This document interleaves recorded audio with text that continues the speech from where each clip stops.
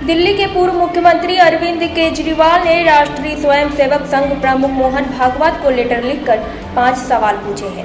उन्होंने केंद्रीय जांच एजेंसियों के दुरुपयोग से लेकर प्रधानमंत्री नरेंद्र मोदी के रिटायरमेंट तक कई मुद्दों पर सवाल पूछे।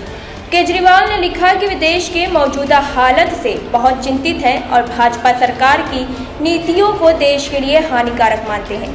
अगर ये स्थिति जारी रही तो देश के लोकतंत्र को खतरा हो सकता है। केजरीवाल ने कहा कि उन्होंने ये लेटर आम नागरिक की हैसियत से लिखा है, न कि एक राजनीतिक पार्टी के नेता के तौर पर। दूसरी पार्टियों के नेताओं को तोड़ने पर देश भर में नेताओं को लालच या फिर ईडी सीबीआई की धमकी देकर दूसरी पार्टियों से तोड़ा जा रहा है और सरकारें गिराई जा रही हैं। क्या इस तरीके से चुनी हुई सरकारों को गिराना सही है? क्या आरएसएस को यह मंजूर है? भ्रष्ट नेताओं को बीजेपी में शामिल होना। कुछ नेताओं को खुद प्रधानमंत्री मोदी और अमित शाह ने भ्रष्टाचारी कहा, लेकिन कुछ दिन बाद उन्हें बीजेपी में शामिल कर लिया गया। क्या आरएसएस ने ऐसी बीजेपी की कल्पना की थी? क्या आपको यह सब देखकर कष्ट नहीं होता? बीजेपी को सही दिशा देने पर आरएसएस की जिम्मेदारी है कि यदि बीजेपी गलत राह पर जाए तो उसे सही राह पर लाया जाए।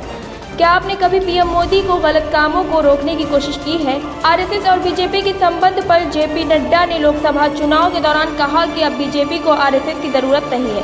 इस बयान से आरएसएस कार्यकर्ता आहत हुए थे। आप इस पर क्या सोचते हैं?